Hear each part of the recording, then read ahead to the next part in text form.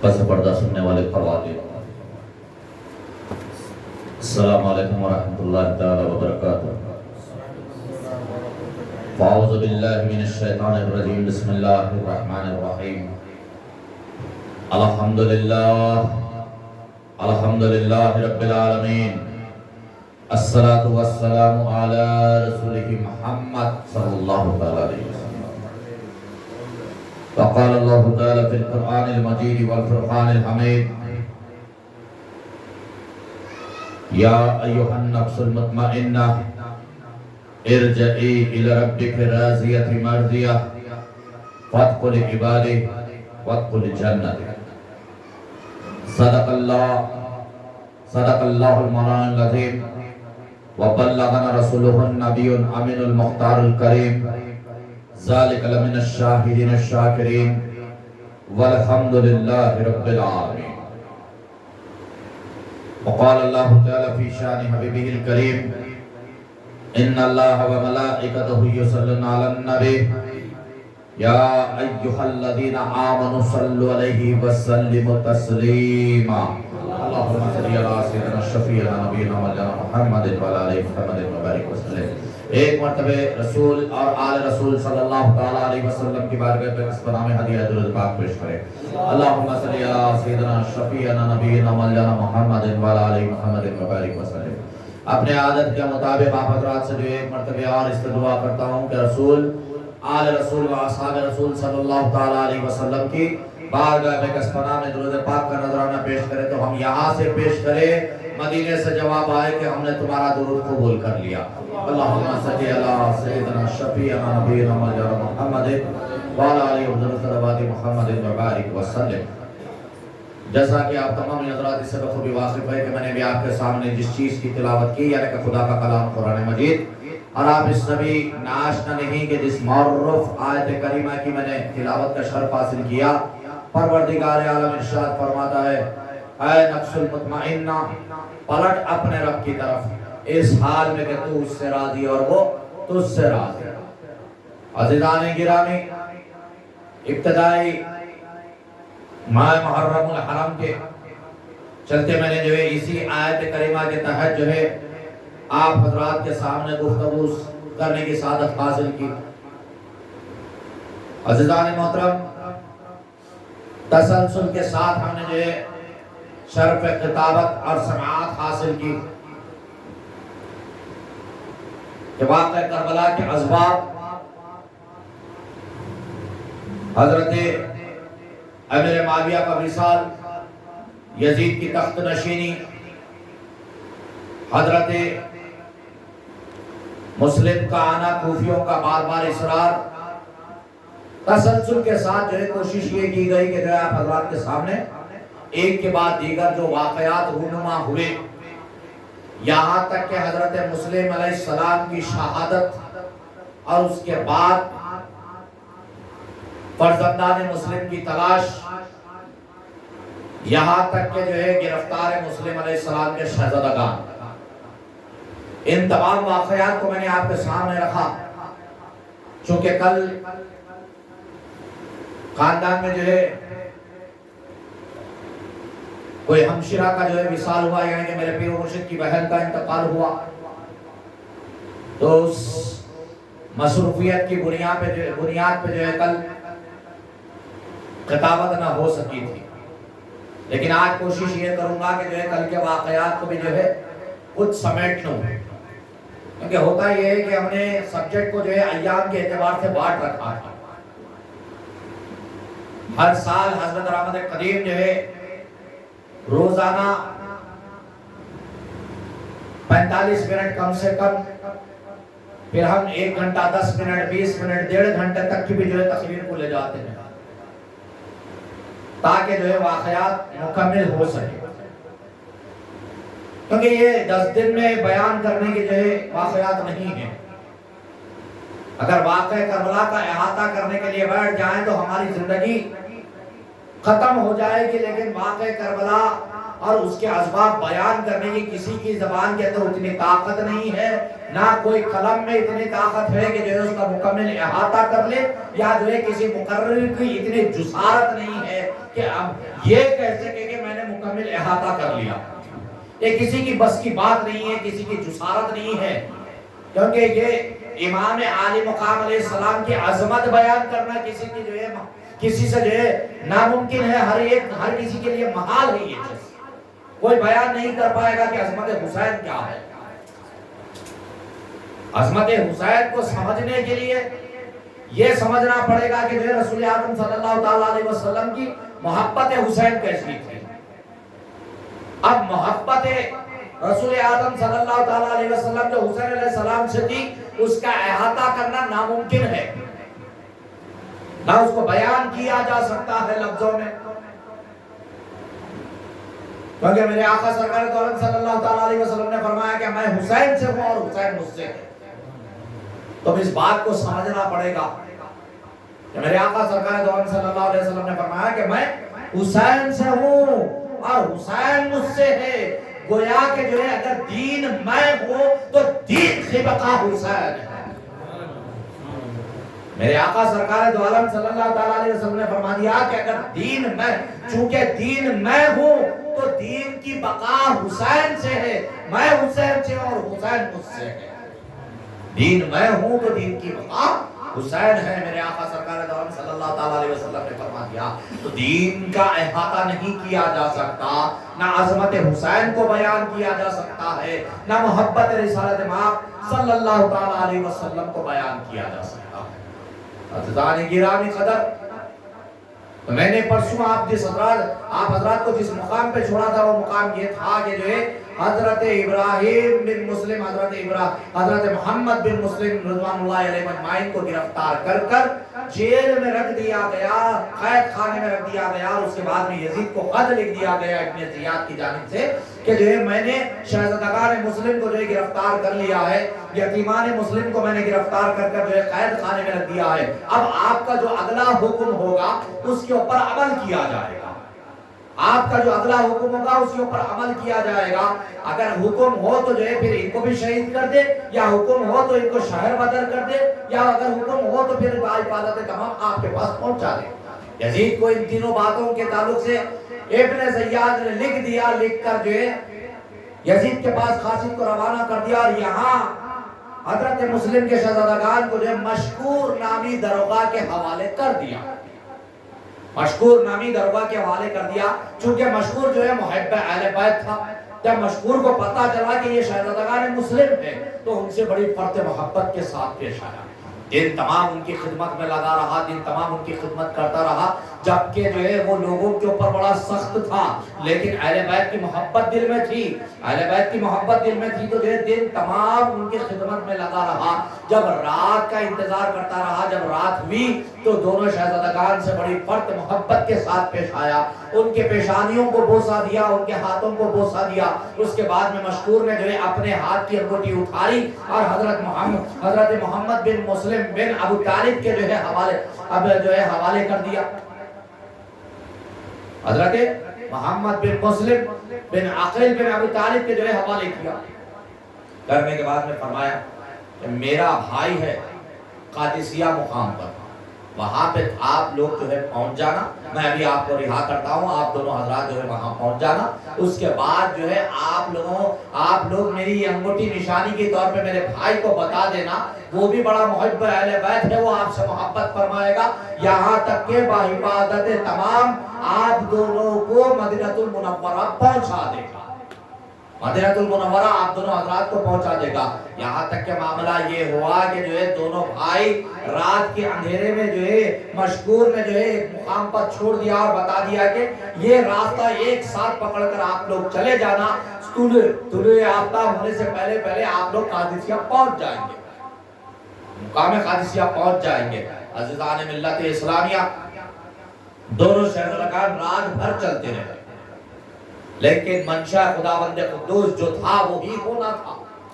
قدرت نے تقدیر جو لکھ دی تھی ہونا تو وہی تھا. تقدیر کے خلاف کوئی نہ جا سکتا ہے، نہ تقدیر کو جو ہے کوئی پلٹ سکتا ہے. لیکن عزیزان ملت اسلامیہ، ایک حدیث پاک مجھے یاد آ رہی ہے کہ سرکار دو عالم صلی اللہ تعالیٰ علیہ وسلم ارشاد فرماتے ہیں کہ جو ہے اللہ تبارک و تعالیٰ نے انسان کی ولادت سے پہلے اس کی تقدیر لکھ دی. ہر کسی کی ولادت سے پہلے اس کی تقدیر لکھ دی گئی، لیکن اللہ نے یہاں تمہیں ایک ہتھیار دیا ہے، جب مصیبتیں آ جائے، جب حوادث آ جائے، جب تکلیفیں آ جائے، یہ سوچ کر بھی مت بیٹھ جاؤ کہ یہ سب تقدیر میں لکھا تھا۔ اللہ نے دعا جیسی ہتھیار عطا کی ہے، اس دعا کے چلتے رب چاہے تو تقدیر بدل سکتا ہے، رب چاہے تو تقدیر بدل سکتا ہے۔ لیکن کچھ معاملات ایسے بھی ہوتے ہیں کہ ہم مسلسل دعا کر رہے ہیں، ہماری دعا قبول نہیں ہوتی، ہم مسلسل دعا در دعا کرتے چلے جا رہے ہیں کہ ہماری مصیبت ٹلتی نہیں ہے، ہمارے جو ہے معاملات طے نہیں ہوتے، جبکہ ہم مسلسل دعائیں کر رہے ہیں۔ تو پیارے آقا سرکار دو عالم صلی اللہ تعالیٰ علیہ وسلم ارشاد فرماتے ہیں کہ لوگوں اس پر بھی گھبرانا نہیں ہے، کیونکہ اللہ اگر دنیا میں تمہاری دعاؤں کو قبول نہیں کرتا تو ان دعاؤں کو ذخیرہ آخرت کر دیتا ہے۔ جب بندہ مومن حشر کے میدان میں پہنچا تو اللہ تبارک و تعالیٰ اس کو جن انعامات سے سرفراز کرتا ہے تو بندہ جو انعامات دیکھ کر پریشان ہو جاتا ہے کہ مولا میں نے ایسا کیا عمل کر دیا کہ تو نے مجھے ان انعاموں سے سرفراز کر دیا۔ تو بندہ مومن کی حیرت پہ رب کی بارگاہ سے یہ آواز آتی ہے کہ یہ تیری دعائیں جو تھی جس کو دنیا میں قبول نہیں کیا گیا تھا، اس کو ذخیرہ آخرت کر دیا گیا تھا، ان کی آواز اللہ نے تجھے ان انعامات سے سرفراز کر دیا، اللہ نے تجھے ان انعامات سے سرفراز کر دیا۔ وجہ تھی اگر دنیا میں وہ دعائیں قبول ہو جاتی تو اس کے چلتے جو ہے، کیونکہ بشر ہے، ہم کمزور ہیں، ہم لا علم ہیں، ہو سکتا تھا کہ جو ہے ہماری سوچ یہ تھی کہ یہ دعائیں ہمارے لیے فائدہ بخش ہو جاتی، لیکن اللہ علم الغیوب، ہر غیب کا جاننے والا، وہ ہر چیز کا علم جو ہے احاطہ کیا ہوا، اس کے علم میں یہ تھا کہ جو ہے وہ چیز آپ کے لیے نقصان دہ تھی۔ بصورت دیگر کہ آپ نے دعائیں کی تو اللہ تبارک و تعالیٰ فرماتا ہے کوئی بندہ مجھ سے مانگے اور میں اس کو عطا نہ کروں تو مجھے حیا آتی ہے اس بات کے اوپر، اس بات پہ مجھے حیا آتی ہے کہ میں اسے عطا نہ کروں۔ تو لہذا اللہ تبارک و تعالیٰ ان کی دعاؤں کو ذخیرہ آخرت کر دیتا ہے اور آخرت میں نواز دیتا ہے۔ تو یہاں تک کہ جو ہے بندہ مومن عرض کرتا ہے کہ مولا مجھے ایک زندگی اور دے دے، میں دنیا میں جاؤں، زندگی بھر دعائیں کروں، تو کوئی دعا نہ قبول کر، تیرے پاس آ جاؤں تو پھر انعامات سے سرفراز ہو جاؤں، تیرے پاس آ جاؤں تو پھر انعامات سے سرفراز ہو جاؤ۔ جب وہاں کے انعامات دیکھیں گے تو یہ انعامات جو ہے، یہ دنیاوی معاملات جو ہے ہچ نظر آئیں گے۔ تو چنانچہ حضرت ابراہیم اور حضرت محمد سلام اللہ علیہ جو ہے رات تمام جو ہے چلتے رہے، لیکن جو ہے بنچہ خدا بند قدوس کچھ اور تھا۔ اللہ کو دین کی بقا مقصود تھی، اللہ تبارک و تعالیٰ نے ان کی زندگیوں میں جو چیز کو مقدر کر دیا تھا وہ ہر چیز کو ہونا تھا، اور ان کی زندگیوں کا جو مقصد رہا وہ قیامت تک کے لیے رہبری رہی، ان کی زندگیوں کا جو مقصد رہا وہ قیامت تک کے لیے رہبری رہی۔ رات تمام چلتے رہے، جب طلوع ہوئی تو دیکھتے کیا ہے کہ آپ پھر وہی چٹیل میدان میں ہیں، آپ اسی شہر کے اندر موجود ہے۔ تو حضرت بڑے بھائی جو ہے چھوٹے بھائی سے کہتے ہیں کہ جو ہے اب یہ وقت نہیں ہے کہ جو ہے ہم کچھ اور چلے، بلکہ جو ہے اگر لوگ دیکھیں گے تو پھر گرفتار کیا جائے گا، پھر ابن زیاد کے حوالے کیا جائے گا۔ جب تک کہ جو ہے اور دونوں بھائی جو ہے کوشش کرتے، یہاں ابن زیاد کو پتا چل گیا کہ مشکور نے جو ہے ان دونوں شہزادگان کو رہا کر دیا۔ مشکور کو بلایا گیا، اب اس سے سوال ہوا کہ کیا بات ہے، کہ تجھے تیرے دل میں میرا خوف نہیں رہا کہ تُونے جو ہے آزاد کر دیا؟ مشکور نے کہا کہ جو ہے میرے دل میں تیرا نہیں بلکہ رب کا خوف ہے، میرے دل میں جو ہے تیری حیبت نہیں ہے، میرے دل میں چاہت رسول اللہ صلی اللہ علیہ وسلم ہے کہ کل ساقی کوثر کے پاس جام کوثر نوش کرنے کے لیے حاضر ہونا ہے تو سیاہ روئی کے ساتھ نہیں بلکہ سرخ روئی کے ساتھ جانا ہے۔ کل جو ہے رسول اعظم صلی اللہ تعالیٰ علیہ وسلم مجھے اگر دیکھ لے تو کم سے کم ان کی اہل بیت سے محبت کے عوض ایک پیالہ جو ہے جام مجھے عطا کر دے، ایک پیالہ مجھے جام عطا کر دے کہ نواز رسول سے جو ہے اہل بیت سے میری محبت میرے لیے کام آ جائے، اہل بیت سے محبت رسول کے دربار میں مجھے جو ہے سرفروغ کر دے، اللہ کے دربار میں مجھے کامیاب کر دے۔ جو ہے ابن زیاد نے جب ان باتوں کو سنا تو جو ہے بہت غصہ اس کو آ گیا اور پلٹ کر کہنے لگا کہ جو اس بندے کو جو ہے میرے سامنے سے دور کیا جائے اور اس کا سر قلم کر کر میرے پاس لایا جائے۔ لیکن یوں ہی اس کا سر قلم نہ کرنا، بلکہ اس نے جو جوابات دے کر میرے دل کو جو ہے تکلیفیں پہنچائی ہے، اس نے یزید کے خلاف باتیں کر کر ایک بغاوت کا علم بلند کرنے کی کوشش کی ہے، تو لہذا اس کو 500 کوڑوں کی سزا دی جائے، یعنی کہ 500 کوڑے اس کے اوپر برسائے جائے۔ عزیزان ملت اسلامیہ، ایک لکڑی کے ستون سے حضرت مشکور کو باندھا گیا، حضرت مشکور کو ایک لکڑی کے ستون سے باندھا گیا۔ جلاد نے جب پہلا کوڑا مارا تو آپ کی زبان سے نکلا بسم اللہ الرحمن الرحیم۔ دوسرا کوڑا مارا تو آپ نے درود پاک پڑھا۔ تیسرا کوڑا مارا تو حضرت مشکور نے کہا کہ اے اللہ، حسین کی محبت میں کوڑے پڑ رہے ہیں۔ چوتھا کوڑا مارا تو آپ نے کہا کہ جو حضرت مسلم کے شہزادگان کی رہائی ہے یہ۔ پانچواں جب کوڑا مارا گیا تو آپ نے کہا کہ رسول کے ہاتھوں پہ جام کوثر عطا کر۔ جب چھٹا مارنے کی باری آئی تو آپ نے خاموشی اختیار فرمائی۔ اس کے بعد جو ہے مسلسل 500 کوڑے آپ کے جسم مقدس کے اوپر برسائے گئے، جسم مکمل لہو و لہان ہو گیا، قطرہ قطرہ جو ہے جسم سے خون کا بہنے لگا۔ آپ کی زبانوں سے نکلا التش التش التش، مجھے پیاس لگی ہے پانی پلا دو، مجھے پیاس لگی ہے پانی پلا دو۔ وہاں سے ابن زیاد کہتا ہے کہ کوئی ایک قدم نہ آگے بڑھائے گا، ایک قطرہ آپ جو ہے حضرت مشکور کو نہ دے گا، کوئی مشکور کو ایک قطرہ پانی نہیں پلائے گا، اگر کوئی پلائے گا تو پھر مشکور کے سزا ساتھ جو ہے وہ بھی سزا کا مستحق ہو جائے گا۔ تو لا محالہ اب جلاد کو حکم دیا گیا کہ آگے بڑھ اور سر کو تن سے جدا کر۔ تو یہاں تک کہ عزیزان ملت اسلامیہ، تاریخ یہ بتاتی ہے کہ حضرت مشکور کو جب 500 کوڑے مارے گئے، پیاس کی شدت تھی، دل میں تڑپ تھی، آنکھوں میں محبت تھی، دل کے اندر چاہت اہل بیت تھی، حضرت اہل بیت کی محبت میں جام شہادت نوش کرنے کے لیے آپ تیار ہو گئے۔ آپ کی زبان پہ جو ہے صرف لا الہ الا اللہ محمد الرسول اللہ کی گواہی تھی، اور آپ کے سر کو تن سے جدا کر دیا گیا، آپ کے سر کو تن سے جدا کر دیا گیا، یہاں تک کہ آپ کی زبان مقدس پہ کلمہ جاری تھا۔ حضرت مشکور کے تن کو جو ہے سر سے جدا کر دیا گیا، اور سر کو ایک تشت میں رکھ کر ابن زیاد کے سامنے جب پیش کیا گیا تو کم بخت چھڑی لے کے جو ہے آپ کے سر پہ مارتے ہوئے کہتا ہے کہ یہ وہ شخص ہے جس نے جو ہے امیر المومنین کی حکومت کے خلاف جو ہے بغاوت کا علم بلند کرنے کی کوشش کی۔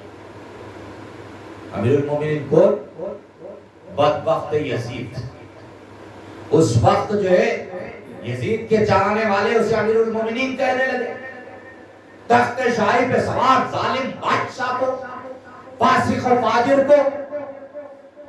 اس وقت کے لوگ جن کی دلوں میں مال کی محبت راسخ ہو چکی تھی، جن کے دلوں میں بڑے بڑے جو ہے جاگیرات کی محبت، خواتین کی محبت، حکومتوں پہ فائز ہونے کی محبت راسخ ہو چکی تھی، اور جو شخص حلال کو حرام کہتا ہے، حرام کو حلال کہتا ہے، اس شخص کو امیر المومنین کہا جاتا ہے۔ عزیزان ملت اسلامیہ، وہ بغاوت کا علم بلند کرنے والی ذات حضرت مشکور جام شہادت نوش کر چکی۔ یہاں تک کہ اب وہ تاریخ آتی ہے کہ جو ہے دونوں شہزادگان آگے بڑھتے ہیں اور آپس میں یہ طے کرتے ہیں کہ اگر ہم شہر میں نکلیں گے تو پھر گرفتار کیا جائے گا، تو لا محالہ ہم یہ کرتے ہیں کہ اس چٹیر میدان میں وہ جو درخت نظر آ رہا ہے، کھجور کا جو ہے سوکھا درخت تھا، جس کا اندر کا جو ہے حصہ مکمل جو ہے فوکل تھا، جس کے اندر ایک قول بنا ہوا تھا، تو وہ دونوں شہزادگان جا کے جو ہے اس کے اندر چھپ جاتے ہیں، جس کے بالکل بازو جو ہے پانی کی باولی تھی۔ ایک خاتون آتی ہے، پانی بھرنا چاہتی ہے، बॉली के अंदर जब देखती है तो दोनों शहजादे नजर आते हैं, दोनों शहजादाओं का अक्स नजर आया। तो उन शहजादाओं को देखने के बाद वो खातून ये करती है कि जो है उन दोनों के पास पहुंची। आपके चेहरे मुबारक चमक रहे हैं, लेकिन जिस्मों के ऊपर, सर के ऊपर मुकम्मल गर्द गुबार है, क्योंकि रात भर चलते रहे थे। गर्द गुबार वाले लिबास में नहीं, वे दोनों शहजादान को देखती है तो पूछ पड़ती है कि अगर मैं गलत ना हूं तो तुम यतीमान मुस्लिम हो। उस खातून का कहना था, दोनों शहजादान ज़ारो कतार रोने लगे कि हाँ, हम मुस्लिम के यतीम हैं, हजरत मुस्लिम के यतीम है। तो खातून कहती है कि घबराओ मत, मैं उस औरत की बांदी हूँ जो अहले बैत से मोहब्बत रखती है, तुम मेरे साथ चलो, मैं तुम्हें जो है सहारा देती हूँ, मैं अपने मालिका के पास तुम्हें लेकर चलती हूँ। दोनों शहजादान को छुपते छुपाते अपने मालिका के पास ले गई, पानी रख दिया और दोनों शहजादान को अपनी मालिका के पास पेश करके कहने लगी कि यतीमान मुस्लिम है। तो खातून उन दोनों शहजादान को देखकर ज़ारो कतार रोने लगती है। अब ये खातून जो है हारिस नामी शख्स की बीवी थी, और ये हारिस बड़ा ही बदबख्त शख्स था, लेकिन उसकी बीवी के दिल में अहले बैत से मोहब्बत थी। तौक़े गुलामी रसूल जिसके गले में था, तो खातून अब जो है खिदमत करने लग जाती है, दोनों शहजादान को गुस्ल कराती है, नया लिबास पहनाती है और दिन तमाम अच्छे खाने पकाकर जो है उनको खिलाती है, उनके खिदमत में मसरूफ हो जाती है। रात गुजरती है तो एक कमरे में दोनों शहजादान को छोड़ दिया। दोनों भाई जो है नमाज इशा अदा कर कर, जबकि तारीख ये लिखी गई कि आपकी दोनों की उम्र 8 साल और 7 साल थी। शरीयत ने हुक्म दिया, मेरे आका सरकार दो आलम सल्लल्लाहु अलैहि वसल्लम ने हुक्म फरमाया कि अपने बच्चों को जो है बचपन ही से नमाजों की आदत डालो। 7 साल के हो जाए तो नमाज की तरफ ले जाओ, 10 साल के हो जाए तो सख्ती अख्तियार करने का मेरे आका ने हुक्म दिया।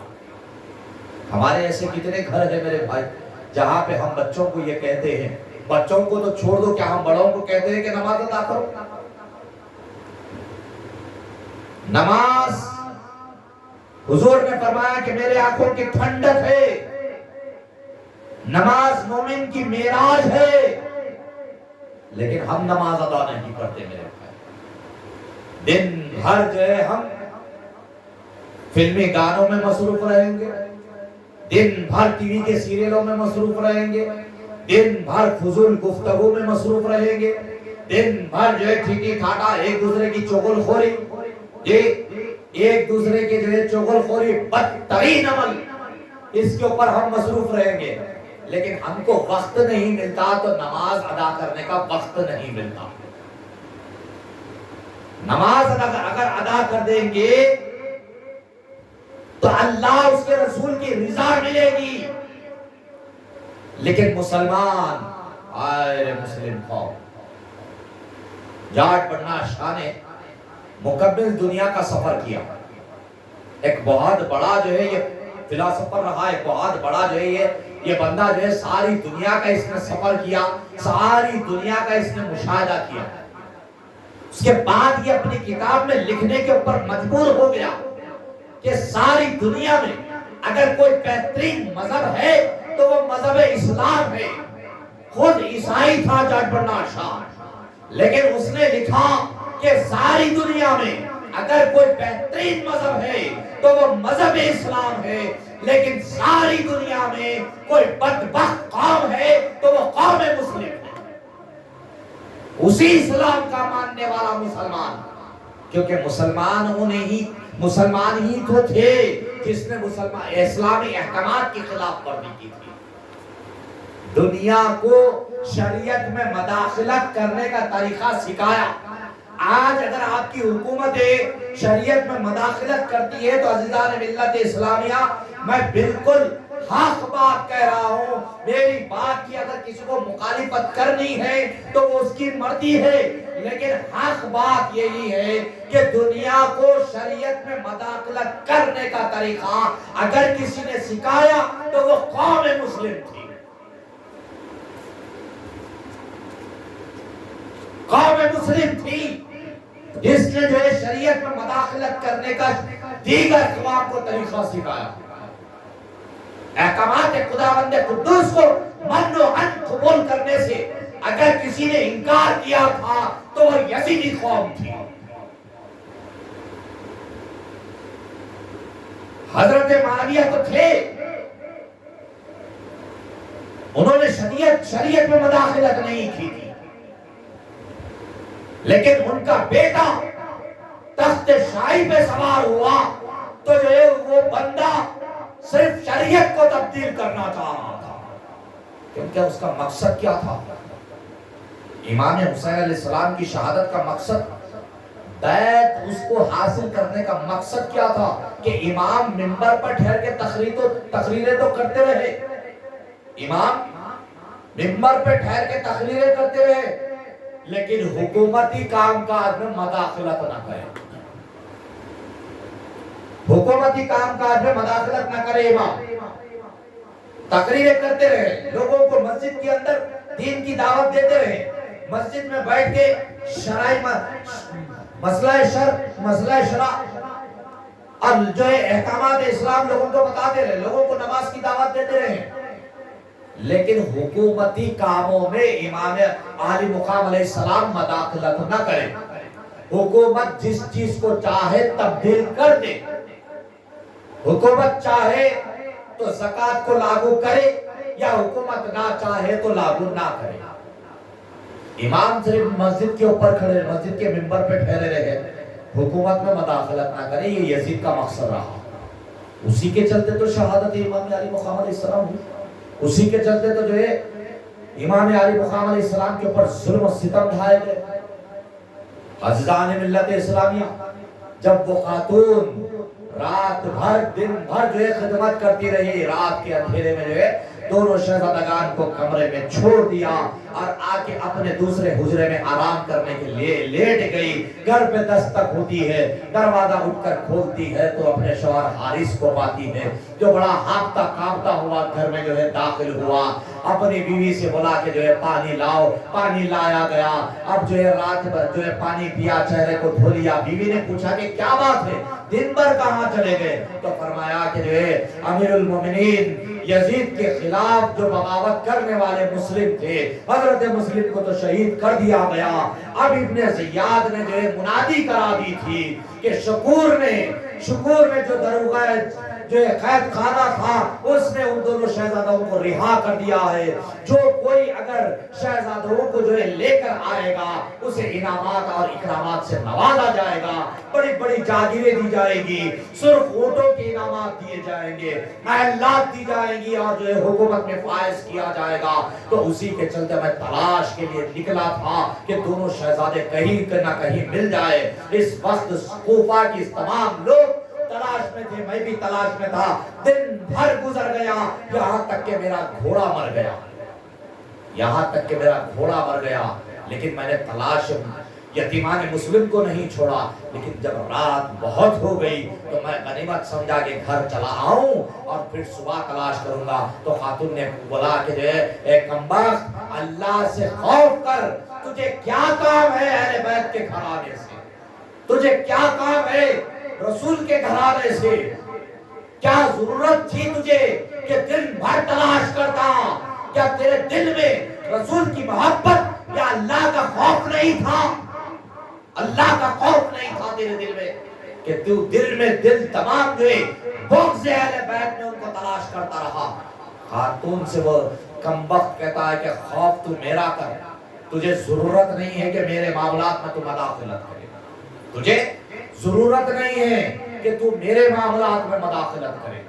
تو لا محالہ دن بھر گفتگو ہو، جب رات کچھ گزر گئی تو گفتگو ہوتی رہی. اس کے بعد کمبخت حارث کہتا ہے کہ جا، اگر گھر میں کچھ کھانے کے لیے ہے تو لے آ، کھانا کھا کر سو جاتا ہوں. خاتون جو ہے بڑی سہم گئی تھی، کیونکہ خاتون یہ جانتی تھی کہ وہ شہزادگان اپنے ہی گھر میں ہے، لیکن اس کمبخت کو بھی پتا نہیں ہے. فوری گئی، کھانا لے کر آ کر دیا، کھانا کھا لیا اور آرام سے سو گیا. کچھ دیر گزر جاتی ہے، رات کا ایک پہر گزر گیا.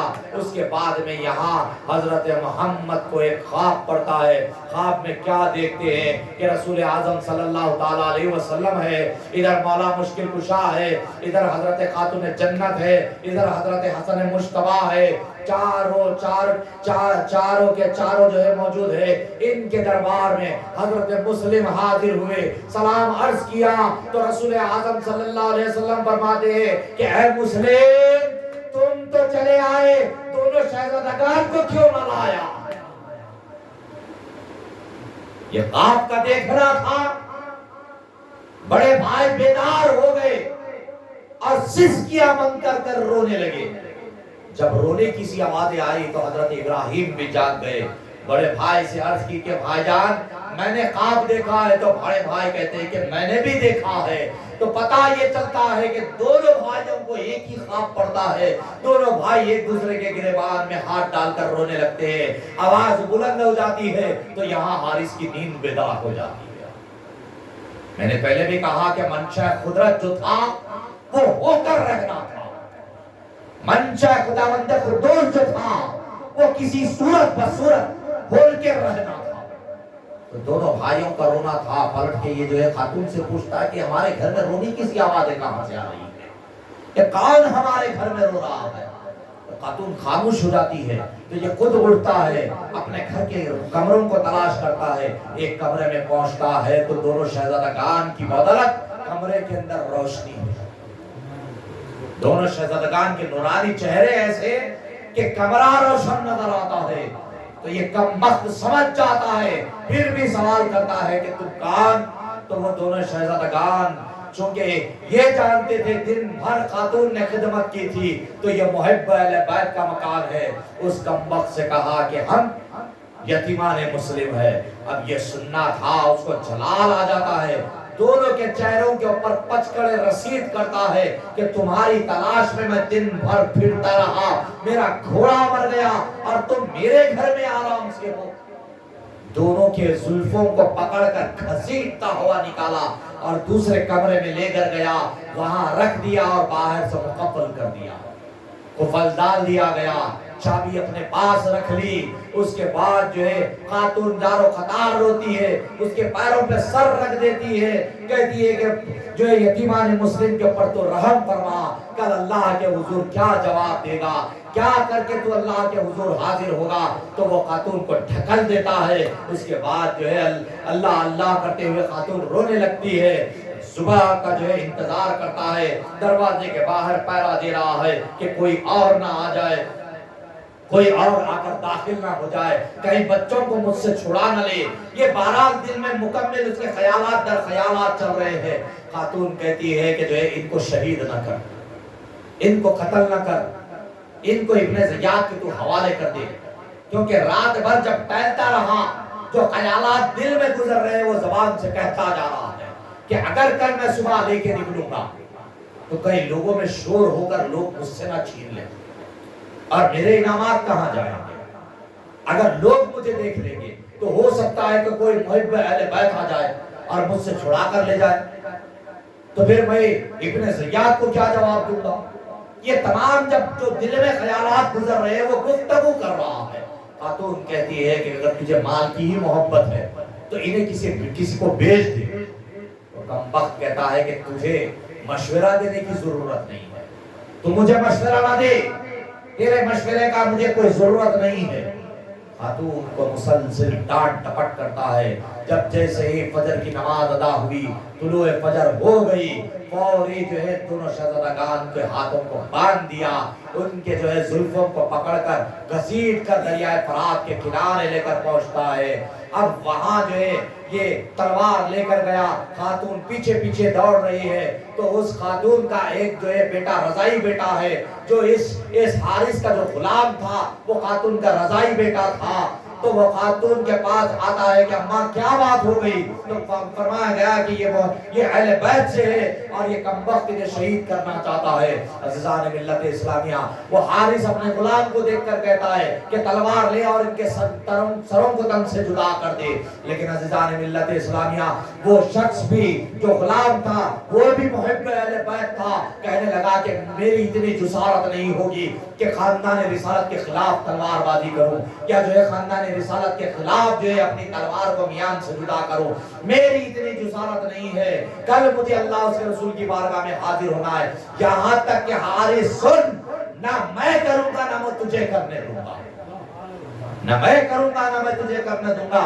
لیکن فن حرب میں جو ہے یہ حارث بڑا ماہر تھا، ایک کمال دکھایا اور جو ہے فوری غلام کے اوپر حملہ ہوا، غلام جو ہے تڑپتا ہوا زمین کے اوپر گر گیا، اور جو ہے ادھر سے اس حارث کا جو حقیقی بیٹا تھا وہ دوڑتے ہوئے چلا آیا کہ بابا تو یہ کیا کر رہا ہے، یہ میرا بھائی ہے، یہ میرا رضائی بھائی ہے، تجھے شرم نہیں آتی کہ تو اس کے اوپر تلوار چلا رہا ہے؟ بیٹے کو دیکھ کر کہنے لگا کہ یہ تلوار لے اور ان دو بچوں کو مار دے۔ ماں کہتی ہے کہ بیٹے نہیں، سن، یہ یتیمان مسلم ہے تو ان کی طرف آنکھ نہ اٹھانا۔ بیٹا بھی جو ہے باپ کے خلاف ہو جاتا ہے کہ نہیں، میں کسی صورت جو ہے یتیمان مسلم کے خلاف نہیں جاؤں گا، میں کسی صورت سرکار کی جو ہے خاندان رسالت کے کبھی میں خلاف نہیں ٹھہروں گا۔ باپ بیٹے کو کہتا ہے، بیٹا پھر باپ کے خلاف ہوتا ہے، دونوں میں جو ہے مقابلہ آ رہی ہوتی ہے، یہاں تک کہ باپ جو ہے بیٹے کو بھی شہید کر دیتا ہے۔ ادھر جو ہے غلام بھی شہید ہو گیا، ادھر بیٹا بھی شہید ہو گیا، عورت کے چہرہ جو ہے مکمل خون آلود ہو گیا۔ کم بخت نے کہا کہ جو ہے جو بیٹے کی اور غلام کی لاش بھی دیکھتا ہے اور بیوی کو جو ہے خون آلود دیکھتا ہے تو پلٹ کے شہزادگان کو کہتا ہے کہ میرے گھر میں اگر یہ قتل ہوا ہے تو تمہاری وجہ سے ہوا ہے، لہذا میں اور انتظار نہیں کروں گا۔ یہ کہتے ہوئے دونوں شہزادگان کے سروں کو تن سے جدا کر دیا۔ اِنَّ لِلَّهِ وَإِنَّ إِلَيْهِ رَاجِعُونَ، دونوں شہزادگان کے سروں کو تن سے جدا کر دیا، یہاں تک کہ لاش مقدس اٹھا کر دریائے فرات کے حوالے کر دیا، پانی کے اندر دونوں لاشوں کو ڈال دیا، دونوں سر مقدس کو ایک تھیلے کے اندر باندھ دیا، سیدھا ابن زیاد کے پاس دارالامارت پہنچ گیا۔ ابن زیاد کے سامنے لے جا کر یہ کہتے ہوئے سروں کو رکھا کہ تمہارے دشمنوں کے سروں کو لے کر آیا، لاؤ میرے انعامات، لاؤ میرے جاگیرات، لاؤ میرے سرخ اونٹے، لاؤ میرے وہ سونے کے سکے جس کا تم نے اعلان کیا تھا، ہر وہ انعام کا مستحق میں ہوں۔ بڑی زور و شور سے، بڑی عقل کے ساتھ جو ہے ابن زیاد کے سامنے کہنے لگا۔ ابن زیاد نے کہا کہ میرے کون سے دشمنوں کو لے کر آ گیا؟ کہا کہ کشت لایا جائے، کشت منگایا گیا، یعنی کہ کشتی منگائی گئی، کشت منگایا گیا، اس کے اندر دونوں شہزادگان کے خون آلود چہروں کو رکھتا ہے۔ یہ خاندان رسالت کے چہرے تھے، روشنی بکھیرنا ان کا کام تھا، اللہ نے جو ہے یہ چہرے ہی روشن بنائے تھے۔ روشنی بکھرنے لگی تو ابن زیاد کا کلیجہ کانپنے لگا، پلٹ کر پوچھتا ہے کہ یہ کس کے چہرے ہیں؟ تو فرمایا کہ تیرے دشمنوں کے مسلم بن عقیل کے بیٹے ہیں۔ اب ابن زیاد تھرانے لگا، حارث سے کہتا ہے کہ کم بخت سن، میں نے یہ اعلان کیا تھا کہ صحیح وہ سالم مجھے پہنچایا جائے، کیونکہ میں نے یزید کو خط لکھ دیا تھا کہ اگر حکم ہو تو قتل کرے، حکم ہو تو شہر بدر کرے، حکم ہو تو تیرے باز بھیج دے۔ اگر یزید یہ کہے کہ ان کو سلامتی کے ساتھ میرے پاس بھیج دے تو پھر میں اب کس کو بھیجوں گا؟ اب ابن زیاد کو اپنی خیر جو ہے لرزتی ہوئی نظر آنے لگی۔ اگر یزید کے پاس سے حکم آ گیا کہ صحیح و سالم بھیج دو تو پھر اب کس کو بھیجوں گا؟ کیفیت غیر ہونے لگی اور اعلان کر دیا کہ کوئی ہے جو اہل بیت سے محبت کرتا ہے؟ تو مقتال نامی ایک شخص اٹھتا ہے، اٹھ کے کہنے لگا کہ ہاں میں اہل بیت کا محب ہوں۔ تو فرمایا کہ اس کم بخت کو لے اسی مقام پہ جا جہاں پہ اس نے ان دونوں بچوں کو قتل کر دیا، وہاں جا، تیرا جیسا دل بولے ویسی سزا دے، اس کے بعد اس کے سر کو جدا کر دینا۔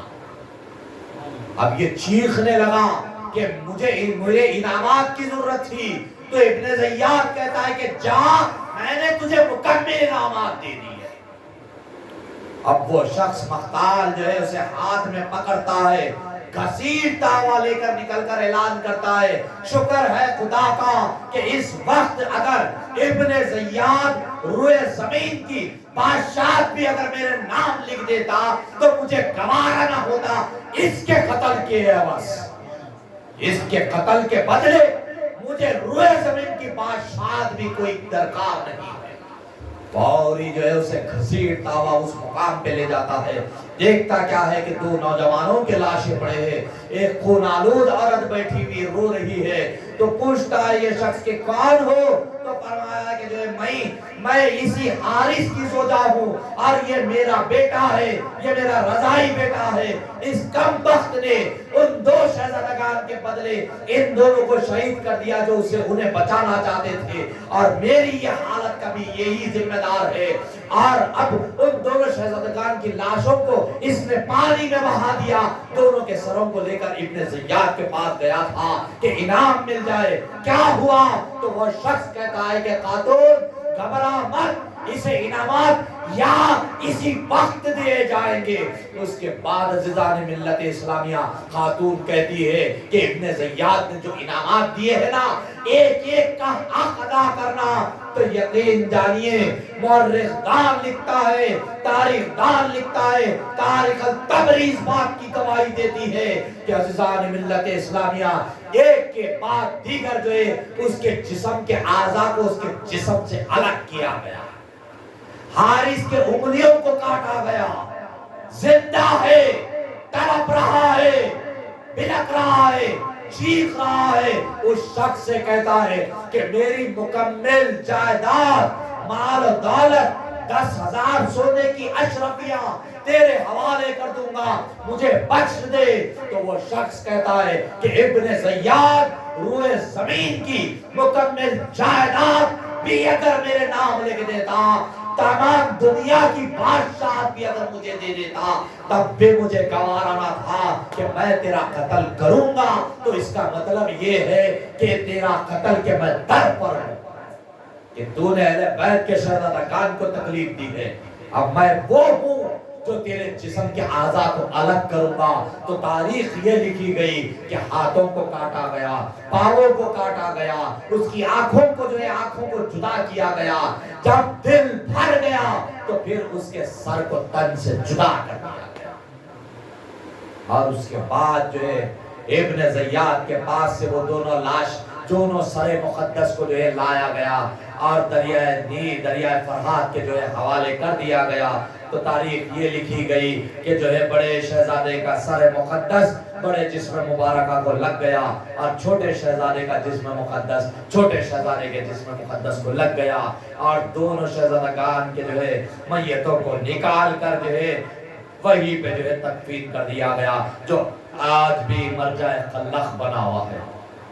عوام آتی ہے، مزاروں کا دیدار ہوتا ہے، وہاں پہ جو ہے جو بھی لوگ اپنی مرادیں لے کر جاتے ہیں، قیامت تک کے لیے انشاءاللہ جو ہے مرادوں کو جو مرادیں پائیں گے ضرور انشاءاللہ، کیونکہ وہ اہل بیت کا خاندان ہے، دینا ان کی عادت ہے۔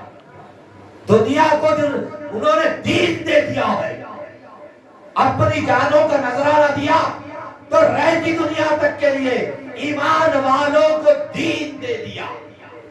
تو دینا یہ خاندان رسالت کی عادت ہے، اپنی جانیں دی تو لوگوں کو دین دے دیا۔ عزیزان ملت اسلامیہ، وہاں سے جو ہے اب وہ کڑی آ گئی کہ مکہ المکرمہ سے سن 60 ہجری 3 ذی الحجۃ الحرم کو وہ قافلہ روانہ ہوا، جس قافلے کا یہاں پہ یزیدیوں کو انتظار تھا۔ حضرت مسلم علیہ السلام خط لکھ کر برادر محترم سرکار امام علی مقام علیہ السلام کے پاس روانہ کر چکے تھے، قاصد پہنچ چکا تھا، اور 3 ذی الحجۃ الحرم کا دن تھا۔ وہاں سے آپ نے جو ہے عراق کا راستہ لیا جو قادسیہ کی طرف آ رہا تھا۔ امام مسلم کی شہادت یہاں ہو چکی تھی، وہاں جو ہے خط پہنچ چکا تھا۔ آپ نے اپنے تمام لوگوں کو، اور 72 نہیں بلکہ 82 لوگوں کو، کیونکہ اس میں 10 خادمین اور غلام بھی تھے، 82 لوگوں کو اپنے ساتھ لیا۔ لیکن حضرت ابن عباس رضی اللہ تعالیٰ عنہ فرماتے ہیں کہ اے امام، آپ اس راستے نہ جائے جس راستے جو ہے آپ کے لیے مناسب وقت نہیں ہے، مناسب جو ہے حالات نہیں ہے، یہ وہ راستہ ہے جہاں پہ صرف آپ کو تکلیفیں ہوں گی۔ تو بھلے ہی اگر آپ جانا چاہتے ہیں تو یمن چلے جائے، کہ یمن کے لوگ اہل بیت سے محبت کرنے والے لوگ ہیں، یمن کے لوگوں کے دلوں میں رسول سے محبت ہے۔ اللہ کے رسول صلی اللہ تعالیٰ علیہ وسلم نے یمن میں خیر و برکت کی دعائیں کی ہے، تو لہذا آپ اس مقام پر تشریف لے جائے۔ حضرت ابن عباس کا عرض کرنا تھا، لیکن میرے آقا فرماتے ہیں کہ اہتمام حجت ہو جائے گا کہ مجھے جانا ہی ہوگا، کہ اب تو میرے بھائی کا خط بھی آ گیا ہے کہ لوگ جو ہے مکمل منتظر ہے۔ اس کے باوجود حضرت ابن عباس کہتے ہیں کہ اگر یہ لوگ منتظر تھے تو گورنر کوفہ کو معزول کر کر دارالامارت پہ یہ جو ہے قابض ہو جاتے تو یہ بہت بہتر ہوتا کہ کوفیوں کے قبضے میں دارالامارت ہے، تو آپ وہاں جاتے تو سیفٹی ہوتی، سیکیورٹی ہوتی، سیفٹی ہوتی، سیکیورٹی ہوتی، آپ چلے جاتے تو وہ فائدہ بخش ہوتا۔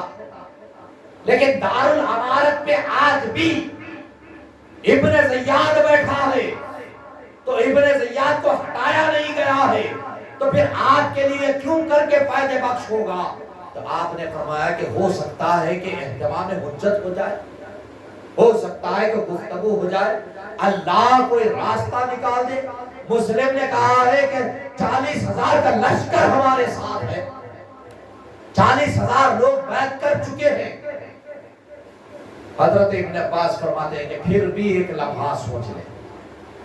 تو آپ نے عرض کی کہ جو اللہ کی جو مرضی ہے وہی ہو کر رہے گی، اللہ جو چاہتا ہے وہی ہوگا، اللہ نے اسی میں خیر رکھی ہے، اللہ نے اسی میں بھلائی رکھی ہے۔ تو حضرت ابن عباس فرماتے ہیں تو اگر آپ جاتے ہی ہیں تو خواتین اور بچوں کو نہ لے جائیں، عورتوں کو اور بچوں کو نہ لے جائیں۔ تو آپ نے فرمایا کہ پھر میں یہاں کس کے بھروسے ان کو چھوڑ کر جاؤں؟ بہتر ہوگا کہ یہ میرے ساتھ ہی رہے، کم سے کم میری آنکھوں کے سامنے تو ہوں گے۔ یہ امام فرماتے ہیں۔ آپ نے فرمایا کہ پھر بھی ایک رائے میری یہ ہے، کیونکہ حضرت ابن عباس رضی اللہ تعالیٰ عنہ سرکار دو عالم صلی اللہ علیہ وسلم کے رشتہ دار بھی تھا۔ آپ نے فرمایا کہ بہتر ہوتا کہ کم سے کم آپ یمن چلے جائے۔ آپ نے فرمایا کہ جو ہے بھائی مسلم نے خط لکھا ہے، اگر میں نہ جاؤں تو کل حشر کے میدان میں اللہ کے یہاں جواب دینا پڑے گا کہ خطوط آ چکے تھے، قاصدین آ چکے تھے، قاصدین کے وفود آ چکے تھے، یہاں تک کہ بھائی مسلم کا خط بھی آ چکا تھا۔ بھائی مسلم کا یہ کہنا کہ سینکڑوں لوگوں نے بیعت کر لی ہے، اس وقت منصب امامت خالی ہے، لوگ آپ کے منتظر ہے، لوگ چاہتے ہیں کہ حق بیعت ہو، لوگ جو ہے یزید کے خلاف ہے، اور اس وقت سب سے زیادہ اگر کوئی خلاف ہے تو وہ کوفی خلاف ہے۔ تو آپ تشریف لے آئے۔ تو حضرت عباس رضی اللہ تعالیٰ جو ابن عباس رضی اللہ تعالیٰ اشک بار ہو جاتے ہیں۔ ایک حضرت عباس جو مولا مشکل کشا کے شہزادے تھے، حضرت علی المرتضیٰ کی دوسری بیوی کے صاحبزادے جو امام حسن، حضرت امام حسن، حضرت امام حسین رضی اللہ تعالیٰ کے جو بھائی، اور ایک حضرت ابن عباس جو صحابی رسول تھے، سرکار دو عالم صلی اللہ علیہ وسلم کے خانوات سے ہی تھے۔ آپ بار بار اصرار کر رہے تھے کہ آپ نہ جائیں، لیکن اب اہتمام حجت ہو چکا تھا۔ اب آپ اپنے لوگوں کو لیے 3 محرم الحرم کو روانہ ہو گئے، 3 ذیلحجۃ الحرم کو روانہ ہو گئے۔ یہاں تک کہ فاصلہ طے کر رہے تھے تو راستے میں ایک فرزوق نامی شاعر سے ملاقات ہوئی۔ وہ بھی محبان اہل بیت، دور سے ان کی نظر پڑی تو جو ہے اپنی سواری سے اتر گئے، قریب آ کر امام کے پائے مقدس کو بوسہ دیا۔ تو امام نے پوچھا کہ جو ہے کیا بات ہے فرزوق، کہاں سے؟ تو فرمایا کہ جو ہے کوفہ سے آ رہا ہوں۔ 2 روایتیں ہیں، دونوں رکھو۔ فرمایا کہ جو ہے کوفہ سے آ رہا ہوں۔ تو عرض کی میرے آقا نے ارشاد فرمایا کہ کیا مسلم کا کیا حال ہے؟ تو فرمایا کہ اے امام، اس وقت تک کوفہ سے میں نہیں نکلا جب تک کہ جو ہے مسلم کا احوال میں نے معلوم نہیں کر لیا، لیکن یاد رکھے کہ مسلم کو شہید کر دیا۔ آدھے راستے میں یہ پتا چلا کہ مسلم کو شہید کر دیا گیا. حضرت مسلم کی شہادت سننا تھا امام علی مقام کے, آنکھوں سے آنسو روا ہو جاتے ہیں. لیکن دوسری روایت یہ ہے کہ دوسرے کوئی شخص, ایک قافلہ آ رہا تھا جس سے جو راستے میں ملتا ہے, تو امام پوچھتے ہیں کہ حال کیا ہے؟ تو لوگوں نے عرض کی کہ لوگوں کے دل تو آپ کی طرف ہے, مائل ہے, لیکن ان کی تلواریں آپ کے خلاف ہے کہ بنو امیہ مال کے عوض ان کو خریدتی ہے, لیکن محبت رسالت اور محبت اہل بیت آج بھی ان کے دل میں ہے. محبت تو دل میں ہے لیکن تلواریں آپ کے خلاف ہے, کیونکہ تلواروں کو مال نے خرید لیا. بنو امیہ مال دے کر لوگوں کو خریدتا ہے, آج بھی خریدتے ہیں میرے بھائی مال دے کر. حکومت کے کوئی خلاف نہیں جا سکتا, حکومت کے کوئی خلاف نہیں جا سکتا, آج بھی یہ طریقہ رائج ہے. تو دنیا کو کس نے سکھایا ہے؟ یزیدیوں نے ہی سکھایا نا میرے بھائی, مال دے کر خرید لیا جائے. اگر آج آپ کسی کے اوپر لان تان کرتے ہو تو پہلے اپنے گریبانوں کے اندر جھانک کر دیکھو. کسی کو برا بھلا کہنے سے پہلے اپنے گریبانوں میں جھانکو کہ ہمارا کردار کیا ہے, ہم کیا ہے, ہماری قابلیت کتنی ہے, ہم کیا ہے, دیکھو تو صحیح ہماری زبانیں کیا کہتی ہے, ہم عمل کیا کرتے ہیں. پہلے اپنے آپ کو ٹٹو لو. لیکن آج کیا ہے میرے بھائی, کسی کے اوپر ان باتوں کا اثر بھی نہیں ہو رہا ہے, کسی کے اوپر ان باتوں کا اثر بھی نہیں ہو رہا ہے. کیونکہ بولنے والے بول رہے ہیں, بولنے دو, ہم کو جو کرنا ہے ہم وہ کرتے رہیں گے. بس ہم مسلمان تو ہے, بس کلمہ پڑھنے والے ہیں, جمعے کو جمعہ نماز پڑھنے والے ہیں, مسلمان تو ہے. ہمارا بس ہماری سٹوری صرف اتنی ہے کہ پیدا مسلمانوں کے گھر میں ہو گئے, جوان مسلمانوں کے گھر میں ہو گئے, نکاح مسلمان عورت سے ہو گیا, بچے مسلمان بیوی سے پیدا ہو گئے, ہم بڑے ہو گئے, ہماری میت ہو گئی, امام صاحب نے ہمارا نماز جنازہ پڑھ دیا, تدفین مسلمانوں کے قبرستان میں ہو گئی, لہذا مسلمان مر گئے. پیدا مسلمانوں کے گھر میں ہوئے, مر بھی گئے مسلمانوں کے گھر میں. یہی سٹوری ہے ہماری, اور کچھ بھی نہیں. عملی طور پہ زیرو نظر آئیں گے. اسی لیے تو جو ہے شاعر کہتا ہے, جان دی تھی اسی کی تھی, جان دی تھی اسی کی تھی, حق یہ ہے کہ حق ادا نہ ہوا. حق تو یہ ہے کہ حق ادا نہ ہوا. جان تو اسی کی دی ہوئی تھی, حق کیا تھا؟ جو حق ادا کرنا تھا وہ حق ادا ہی نہیں ہوا. نماز ہے نہیں پڑھیں گے, زکات ہے ٹال مٹول سے کام لیں گے, روزے ہیں بیماری کی جو ہے کچھ نہ کچھ ہولیے بہانے بنائیں گے. جی تو ایک فرض ہے کلمہ پڑھنا, ایک مرتبہ زندگی میں کلمہ پڑھ لیا فرض ادا ہو گیا. 5 پلروں میں سے ایک پلر کے اوپر مضبوط ہے, ایمان لا لیے, ختم بات. نہ نماز کے ہے, نہ روزے کے ہے, نہ حج کے ہے, نہ زکات کے. پھر اس کے بعد بڑے ترے امتیاز مسلمان ہے. مسلمان تو وہ تھے جنہوں نے کربلا میں اپنے 6 بار کے بیٹے کو جام شہادت نوش عطا فرما دی. مسلمان تو وہ تھے جن کے لخت جگر کو ان کی آنکھوں کے سامنے شہید کر دیا گیا. مسلمان تو وہ تھے جن کے گھر کو جو ہے اجاڑ کر رکھ دیا گیا, لیکن جو دین کی بقا کے لیے جام شہادت نوش کرنے والے بن گئے. دین کی بقا کے لیے جو جام شہادت نوش کرنے والے بن گئے. مسلمان تو وہ تھے عزیزان, رسول کے دامن گیر ہو کر جنہوں نے اپنا بچپن گزارا تھا, رسول اعظم صلی اللہ علیہ وسلم کے گود میں جو کھیل کر بڑے ہوئے تھے, رسول اعظم صلی اللہ علیہ وسلم کی لخت جگر بطول زہرا کے بطن سے جو پیدا ہوئے تھے, بطول زہرا کے گود میں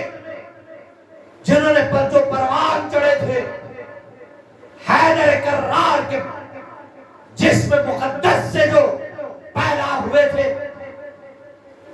حیدر کرار کا جو خون تھا، بطل زہرا کے بدن مقدس سے جو پیدا ہوئے تھے، وہ تھے مسلمان، وہ تھے کامل ایمان والے، وہ تھے جو اللہ کا حق ادا کرنے والے، وہ تھے جو کتاب اللہ کی پیروی کرنے والے، وہ تھے جو سنت رسول اللہ کو زندہ کرنے والے، وہ تھے جنہوں نے اپنی جان کی پرواہ نہ کی، وہ تھے جنہوں نے اپنے گھر کا گھر لٹا دیا تو نانا کے دین کو بقا عطا فرما دی تھی۔ عزیزان ملت، کم سے کم ان 10 ایام میں جب ان کو یاد کرتے ہو نا، تو یہ عہد کر لو کہ ہم اپنے اولادوں کے دلوں میں ان کی محبت پیدا کریں گے۔ ہم گناہگار تو ہیں، لیکن کم سے کم اتنا تو ہو کہ ہم غدار نہ بنے ان کے، ہم ان کے غدار نہ بنے۔ کم سے کم گناہگار تو ہے ہم، لیکن کم سے کم انہوں نے اپنی جان دے کر، انہوں نے اپنے خطرہ خون سے اس دین کو جو سینچا ہے، اس دین کے اوپر کم سے کم ہم عمل پیرائی تو کر لیں، ان کی محبت ہمارے دلوں میں راسخ کر جائے، ان کی محبت ہم اپنی اولادوں کے گھٹیوں میں پرو دے۔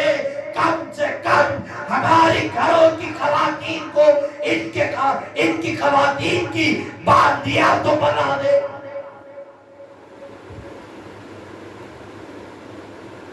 کوشش تو کرے کہ کم سے کم ہماری خواتین ان کی باندی تو بن جائے۔ عزیزان ملت اسلامیہ، اس وقت کیا گزری ہوگی حضرت امام مسلم کی شہادت کو میرے آقا نے سنا۔ دونوں روایتیں میں نے آپ کے سامنے رکھ دی کہ لوگ کہتے ہیں کہ امام دل میں محبت اہل بیت تو ہے، لیکن تلواریں آپ کے خلاف کھڑی ہے کہ بنو امیہ مال دے کر ان کو خریدتی ہے۔ دوسری، فرزوق شاعر نے کہا کہ لوگوں کے دلوں میں محبت تو ہے، لیکن مسلم کو شہید کر دیا، حضرت مسلم کو شہید کر دیا گیا۔ عزیزان ملت اسلامیہ، امام علی مقام علیہ السلام راستے میں جہاں پہ پڑاؤ کیے ہوئے تھے، وہاں جو ہے حضرت مسلم کی شہزادی بھی تھی، تو آپ اپنے جو ہے پاس بلا کر اس شہزادی سے محبت فرماتے ہیں۔ یہ وہ خاندان رسالت ہے۔ یہاں چچا کی محبت کو دیکھا تو فراز سے جان لیا کہ چچا جان اس وقت مسلم کی بیٹی یتیم ہو چکی ہے۔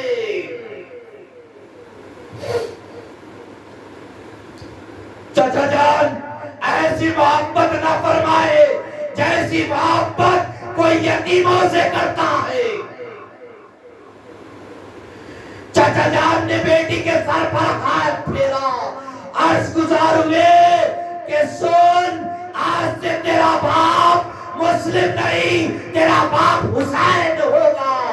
آج سے تیرا بھائی محمد بن مسلم نہیں، آج سے تیرا بھائی اکبر بن جو ہے حسین ہوگا۔ آج سے تیرا بھائی اصغر بن حسین ہوگا۔ شہربانو تیری ماں ہوگی۔ عزیزان ملت اسلامیہ، بیٹی زارو قطار رو رہی ہے، آنکھوں سے اشک جاری ہے۔ حضرت امام علی مقام آپ کے سر پہ ہاتھ پھیرے جاتے ہیں، آپ کی پیشانی کو بوسہ دیتے ہیں، یہ کہتے ہیں کہ گھبرانا نہیں ہے، گھبراؤ مت، تمہارا چچا ابھی زندہ ہے، تمہاری بدری محبت میں کوئی کمی نہ ہونے دے گا، باپ کی محبت میں کوئی کمی نہ آئے گی۔ وہ اہل بیت کا وعدہ تھا، وعدہ وفا کرنا، وعدے پہ قائم رہنا، یہ خاندان اہل بیت کی علامت تھی۔ آج ہمارے درمیان میں اگر کوئی یتیم ہوتا ہے تو ہم اس کے ساتھ کیا کرتے ہیں؟ ایک لمحہ غور و فکر دے رہا ہوں میرے بھائی، یہاں مقصد یہی ہے کہ تعلیمات اہل بیت کو پہنچاؤ تو ان کے کرداروں کو اپنی زندگی میں لے آؤ، ان کی سیرتوں کو اپنی زندگی میں لے آؤ۔ اب ہمارے درمیان میں اگر کوئی یتیم ہو جائے تو آج بڑی ہی ذمہ داری کے ساتھ کہتا ہوں میرے بھائی، آج لوگ یہ چاہتے ہیں کہ یتیم کو اپنے گھر میں رکھے، تو یتیم کے گھر میں یتیم کے سر پہ ہاتھ رکھ کر سہارا دینا مقصد نہیں ہے، گھر میں بغیر روپے کے نوکر اور نوکرانی کو رکھنا مقصد بن گیا ہے۔ بھائی کی اولاد یتیم ہو جاتی ہے تو آج مقصد یہی ہے کہ یہ ہمارے گھر میں بغیر پیسے روپے کے نوکر اور نوکرانی کو ہم رکھ رہے ہیں، 2 وقت کا کھانا دے دو، تھوڑا سا کپڑا دے دو، ان کے سر پہ ایک چھت دے دو، زندگی بھر ہماری غلامی کریں گے۔ مت بھولو کہ کل تمہاری اولاد بھی یتیم اور یسیر ہو سکتی ہے، مت بھولو کہ کل اللہ کے حضور جواب دینا ہے کہ یتیموں کے ساتھ تم نے کیا معاملے داری کی، یتیم کا حق تم نے کتنا ادا کیا۔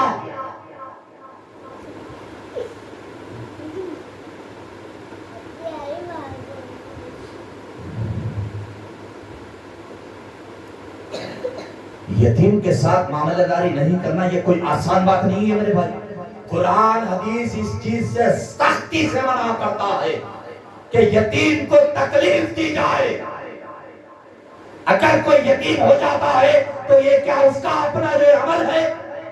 اللہ نے چاہا تھا کہ اس کے ماں باپ کو لے لے تو اس کے ماں باپ کو اللہ نے لے لیا، تو جو دنیا میں ہے اس کا کوئی گناہ ہے یہ؟ میں یہ کہتا ہوں کہ جو اطراف کے لوگ ہیں نا، یہ ان کی آزمائش ہوتی ہے، یہ ان کے اوپر کی آزمائش ہوتی ہے جو ان کا ساتھ نہیں دیتے۔ یتیم کی دلجوئی کرو، یہاں تک کہ روایتوں میں یہ بات آتی ہے کہ تم یتیم کے سر پہ فرط محبت سے جو ہاتھ پھراتے ہو تو جتنے اس کے سر کے بال تمہاری ہتھیلی کو چھوتے ہیں، تمہارے اس پنجے کو چھوتے ہیں، تو رسول اعظم صلی اللہ علیہ وسلم ارشاد فرماتے ہیں کہ اللہ تبارک و تعالی ان بالوں کے بدلے اتنی نیکیاں تم کو عطا کرتا ہے اور اتنے گناہ تمہارے مٹا دیتا ہے، تمہارے گھر میں اتنی ہی خیر و برکت نازل کرتا ہے، بشرط کہ محبت ہو دل میں، دکھاوا نہیں میرے بھائی، محبت ہو دل میں۔ کسی کی دلجوئی کرو، کسی کی دلجوئی کرو، اللہ راضی ہوگا، خیر تمہارے دل میں آئے گی، خیر تمہارے گھر میں داخل ہوگی، اللہ برکتوں کو نازل کرے گا تمہارے گھر میں۔ بچوں کے سر پہ ہاتھ رکھنا سیکھو، اللہ اپنا دست رحمت تمہارے سروں کے اوپر نازل کرے گا، اللہ اپنا دست رحمت تمہارے گھروں میں داخل کرے گا، تمہارے دلوں کو اللہ نرم فرمائے گا، سختی سے تم کو دور کرے گا۔ افسوس ہوتا ہے عزیزان ملت، جس کے ماں باپ نہیں ہوتے نا، اس کو پوچھو کہ اس کے دل پہ کیا گزرتی ہے، اور اس سے پوچھو کہ وہ کتنا مجبور ہو جاتا ہے ہر چیز کے لیے۔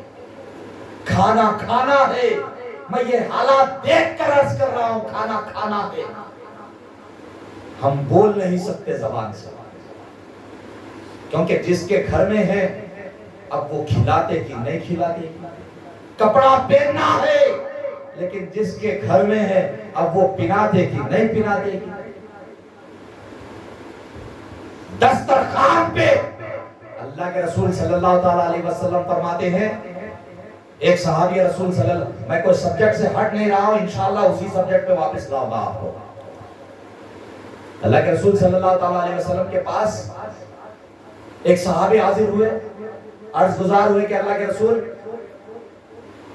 2 دن سے میرا بیٹا مجھے مل نہیں رہا ہے، پتہ نہیں ہے وہ کہاں گم گیا۔ اللہ کے رسول صلی اللہ تعالیٰ علیہ وسلم کے پاس ایک اور صحابی تھے، کہنے لگے کہ اللہ کے رسول میں نے فلاں مقام پر ان کے بیٹے کو دیکھا ہے، وہ کچھ لڑکوں کے ساتھ کھیل رہا تھا، میں نے دیکھا ہے کہ فلاں مقام پہ ان کا بیٹا ہے۔ تو وہ فرد مسرت میں آ کے دوڑنے لگے، تو اللہ کے رسول صلی اللہ علیہ وسلم نے فرمایا کہ رکو، اس صحابی سے کہنے لگے کہ سنو، وہاں جب جاؤ تو اپنے بیٹے کو نام سے پکارنا، بیٹا کہہ کر محبت سے نہ پکارنا۔ صحابی پریشان ہو گئے کہ اللہ کے رسول 2 دن کی تڑپ ہے میرے اندر، اب 2 دن کی تڑپ، 2 دن کے بعد بیٹے کو دیکھے تو محبت کیسی ہوگی؟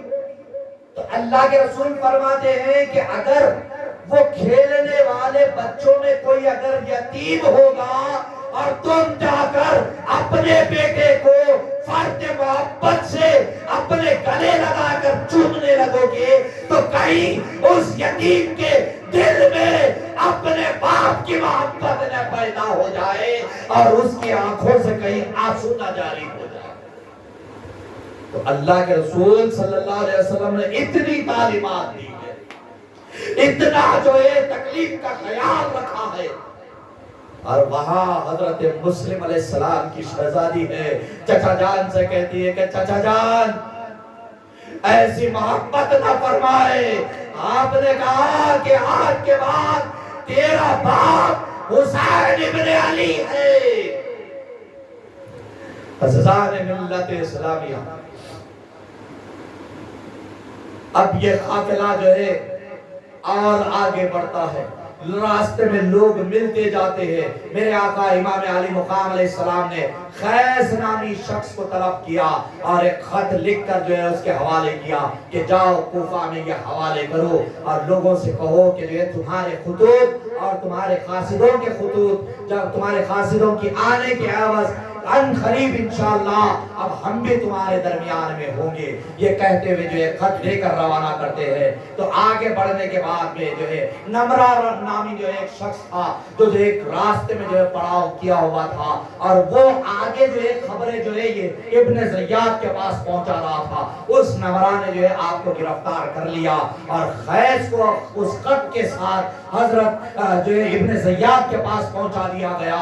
ابن زیاد نے جب وہ خط پڑھا کہ امام علی مقام علیہ السلام تشریف لا رہے ہیں تو اب جو ہے ابن زیاد کے پھر جو ہے دل میں خیال آیا کہ اس وقت امرائے روسیہ یہ تمام کے تمام ہمارے ساتھ تو ہے کہ کہیں لیکن یہ امام علی مقام کو دیکھیں گے تو پھر کہیں پڑھتے محبت میں ادھر نہ پلٹ جائے، لہذا جو ہے پہلے ہی انتظام کرنا پڑے گا کہ یہ خط جو ہے کوفہ تک نہ پہنچنے پائے۔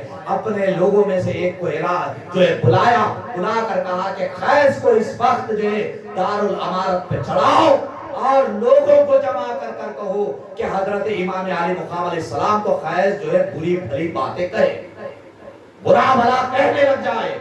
لیکن وہ اہل بیت کے غلام تھے، چھت پر چڑھ کر جو ہے بسم اللہ الرحمن الرحیم پڑھا، الصلاۃ والسلام علیکہ یا رسول اللہ کہا، حمد اور سلام کے بعد جو ہے پلٹ کر جو ہے امام علی مقام علیہ السلام کی جو ہے عظمت بیان کرنے لگے۔ اب یہاں اس کو جلال آنے لگا تو ایک کو جو ہے اوپر بھیجایا اور حکم دیا کہ خیس کو چھت سے نیچے پھینکا جائے، جب تک یہ مریں گے نہیں اس وقت اوپر لے جاتے جانا، نیچے پھینکتے جانا، یہاں تک کہ جو ہے حضرت خیس جو ہے اس در فانی سے کوچ کر کر اس جہان باقی کی طرف رواں ہو گئے۔ وما علینا الا البلاغ وآخر دعواہم وان الحمدللہ رب العالمین۔ السلام علیکم ورحمۃ اللہ وبرکاتہ تعالی۔ انشاءاللہ تعالی کل کی شب وہ ہوگی جب جو ہے ہم واقعات کربلا بھی بیان کر لیں گے، ساتھ ساتھ انشاءاللہ جو ہے کل رات جو ہے خصوصی دعا ہوتی ہے جو سالانہ دعا ہوتی ہے۔